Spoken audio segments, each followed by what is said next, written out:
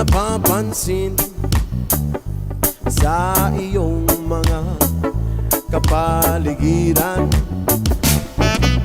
Kay dumi na ng hangin, pati na ang mga ilog natin. Hindi na masama ang pagpunta at malayong-layo na rin ang ating narating. Ngunit masdan mo ang tubig sa dagat, dati kulay asin, ngayon'y naging itim.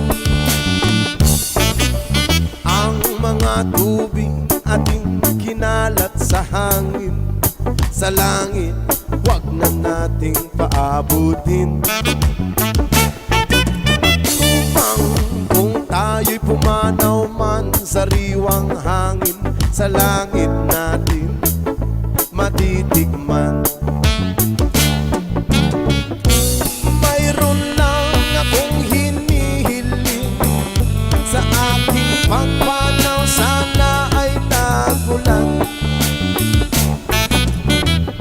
Gitara ko ay aking dadalhin upang sa ulap na lang tayo magkantahan.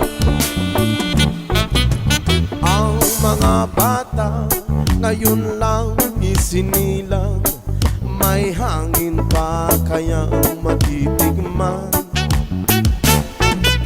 May mga puno pa kaya silang aakyatin, may mga ilog pa kayang lalanguyan. Bakit di natin pag-isipan ang nangyayari sa ating kapaligiran?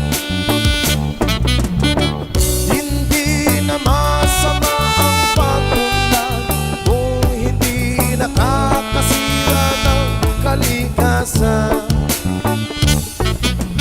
Darating ang panahon, mga ibong gala ay wala na madadapuan. Umasdan mo ang mga punong dati ay kay tatag, ngayon ay namamatay dahil sa ating kalokohan.